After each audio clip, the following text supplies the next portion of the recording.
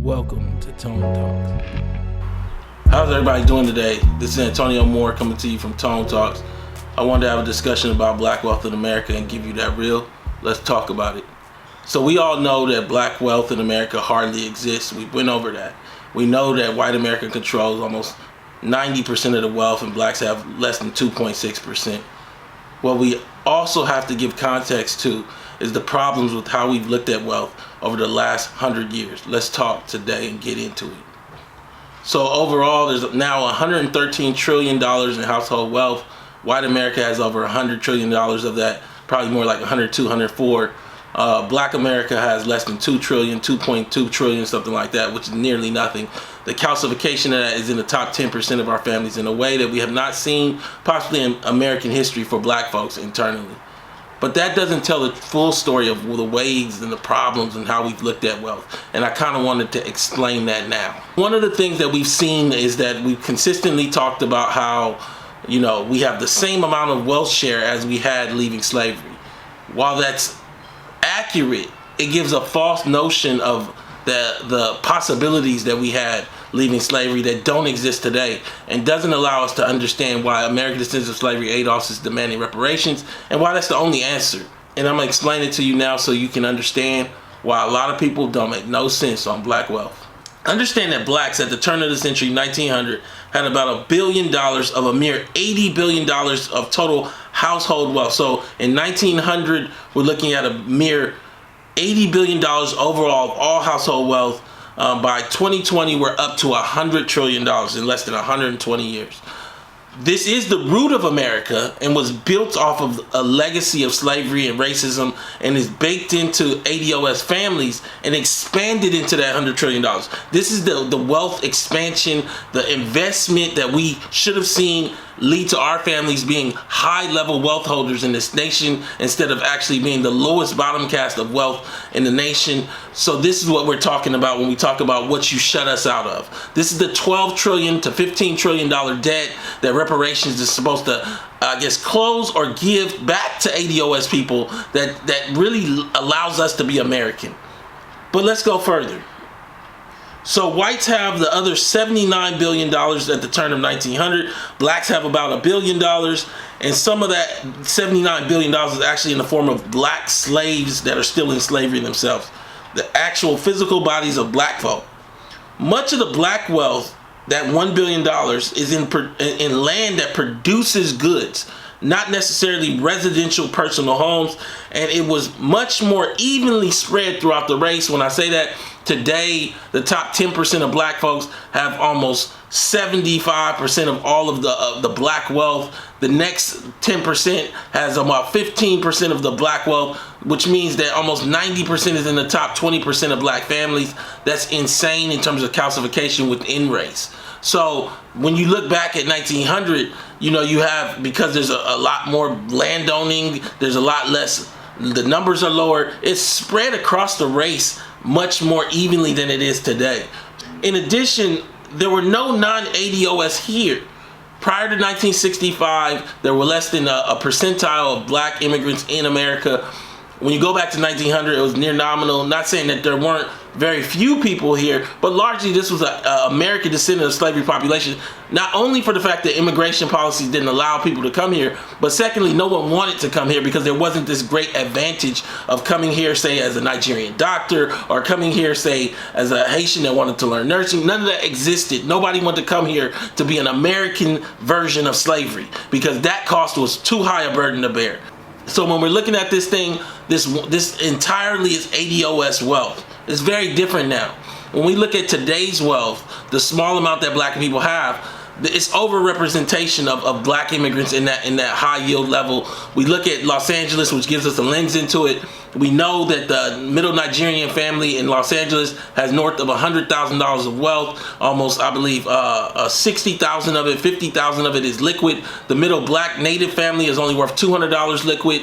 And we understand that what that means is almost half the LA Nigerian population is in the top 10% of black families, because you only need $150,000, $160,000 to be in the top 10% of black families nationally, and you only need $350,000 to be in the top 5%, $350,000 net. So we're looking at this thing, and we're looking at 1900, and there's $80 billion in household wealth. There's all of this potential and belief and idea of opportunity, but in reality, what you see is that today, that's very much different.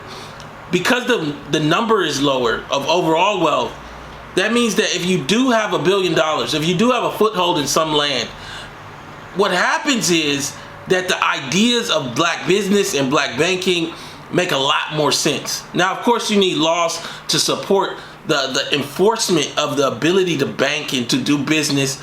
But on a structural level, the economics make much more sense than today, and I'll continue and explain why. Today in 2020, blacks have roughly about $2 trillion. It's largely in pensions and personal homes, and it's not held across the race, but instead by the top 10% of the race, largely. With huge amounts of calcification amongst black celebrities, you know, you have these large stakeholders where you have LeBron supposedly nearing $1 billion, you have Byron Allen worth $1 billion, you have Dr. Dre with nearly $1 billion. When you talk about black people not having wealth in this small black celebrity class having this kind of wealth share, what you're talking about is that they basically represent black wealth at a level that we've never seen before, and the rest of the race is largely wealthless. That is not the way that you get wealth expansion for a group or a community. In America, we know that black people are largely wealthless. We know that, according to the Federal Reserve data done with people like Sandy Darity, leading economist out of Duke, that subgroup native blacks born in America in Miami are worth $11 liquid, in LA are worth $200 liquid, in Boston are worth $8 liquid, and that largely the black immigrant groups, particularly in Miami and Los Angeles, tell us the narrative that their stories aren't the same. I think the median Haitian group was worth $3,000, and we talked about the Nigerian group. Understand that the middle black family is, when you take out depreciating assets, is worth $1,700 in a nation where the middle white family is worth $100,000 or more. Understand that almost all the millionaires are white. We know that 13 million of the 83 million white homes are worth north of $1 million. We know that 1 million white families are worth more than $10 million and own almost all of the resources in the country because they locked ADOS people out of opportunity and option when we were here, when everything was being started. We know that only a mere 350,000 like black families break $1 million, with most of them probably at 2 million or less. So maybe 100,000 black families are above $2 million, if that. Understand that we're talking hard money now. We're not even talking about real wealth, where we start talking about multiple millionaires that actually own resource in America. It makes no sense that a group that built America, that was here the whole time, whose bodies were used the way it is, in a country that wants to recognize debt and is talking about forgiving student debt, and talking about progressive policy and using DACA to justify, rightfully or not, for non-citizens to have the rights of citizens and get aid and things of the sort, should not address its main debt, its original sin, which is reparations, and also give a black agenda to all black folk. In addition, whites have around $102 trillion in household wealth. So the gap is basically $100 trillion larger than it was in 1900. So let me explain. If there's only $80 billion in total household wealth in 1900, and there's $100 trillion today, what that means is if you didn't take part in the gain of that over the course of time, you're basically shut out. You can't make that up with labor in the same way that you could in 1900 if you could enforce laws. You can't make that up by buying a piece of land and growing some produce. Effectively, what you see is that the economy has outrun labor itself, and what you also see is that it has locked in race or whatever structure is set in place back in 1900. See, I don't think everybody understands. What matters is not the fact that blacks have the same amount of wealth share as they had in 1900. It's the fact that whites have so much more wealth. So a group that went from $79 billion that now is at $104 trillion wants to tell us that we need to worry about progressive policy that helps everyone. When in fact, what you actually see is they want to take reparation that's owed to ADOS and spread it amongst all people based on class, in a nation that was built on the root of race, from slavery to Jim Crow and beyond. None of that is actually how anything actually works.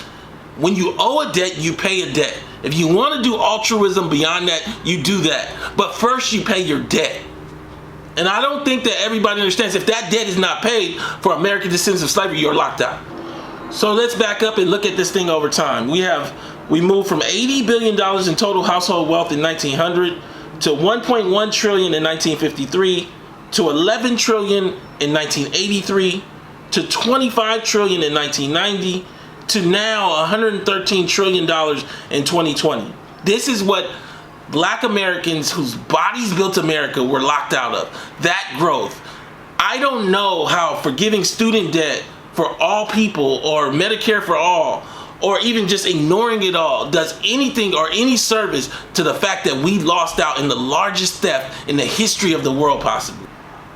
Focusing in on the lack of change of wealth by black folks from, we held between 1% and 2% at the turn of 1900, and we held 2.6% now, it lets white people off the hook. Because what it doesn't deal with is the exponentially large growth of white wealth in this economy, particularly over the last 40 years. It leaves black millennials holding the bag of slavery, the bag of Jim Crow. Under Obama, we literally went from 4 million millionaires to about 12 million. 12 million white millionaires, retirees that are going to pass that wealth to their children. Recent articles show that white boomers will pass around $68 trillion in household wealth to their children over the next few decades. Black Americans will pass nearly nothing. You can't really deal with this without understanding the numbers. Right now, the $100 trillion gap between blacks and whites is not in movement in the way that it will be in decades to come. As they transfer almost $68 trillion of wealth to their children, what you'll start to see is a jump in the price of everything from housing to education. College may go up to north of $150,000 in tuition because white folks can pay it. Houses will go up. Understand that the taxes will go up. Understand that being black will become so costly that if you don't have reparations to actually deal with the gap, it will deal with you. I'm saying this to you because I'm not guessing. You can't be here in America and not transfer wealth to your children anymore. This is no longer an $80 billion economy. This is no longer a $1 trillion economy. This is no longer a $25 trillion household economy in terms of wealth, as we saw even in 1990. This is $100 trillion. What are you going to do about it? Again, $80 billion in 1900 to $1.1 trillion in 53. To $11 trillion in 83, to $25 trillion in 1990, to $113 trillion in 2020. And you want to tell black people that they just need to go to college, that you can come out of UCLA, jump into a market that's already at $113 trillion, that your family has been locked out of and locked under and created for free, and they just start from there. And you wonder why black professionals are carrying hundreds of thousands of dollars of student debt, and when you look at the numbers, white folks end up paying off their student debt through wealth transfers, and blacks do not. It's time to get honest. It's time to tell the truth. It's time to deal with the fact that you might not understand race and wealth at all. This is Tone Talks. I wanted to come to you with a quick hit, have this discussion, and explain to you the realities of wealth in America. And also give you the reality that without reparations and a black agenda, focus on American descendants of slavery, nothing will change at all. Thank you.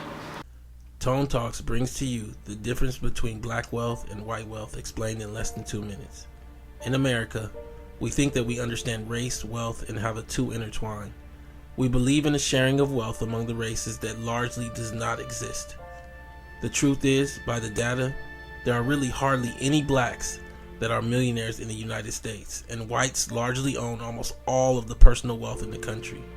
According to demos.org, white America owns 90% of the national wealth, with the top 50% of white families holding 88% of all of America's personal wealth in their bank accounts. Despite having billionaire Oprah Winfrey, of the 14 million black families, less than a few 100,000 of these households are worth more than $1 million, and that number is shrinking. While at the same time, over 8.5 million white families are worth more than $1 million. Adding to this, almost all of the 540 American billionaires are white as well. In fact, according to a report by Credit Suisse, to be in the top 5% of black families, you only need to be worth $356,000, including your house. all while just the top few hundred white American families are worth more than all of Black America combined. Subscribe to learn more at tonetalks.org.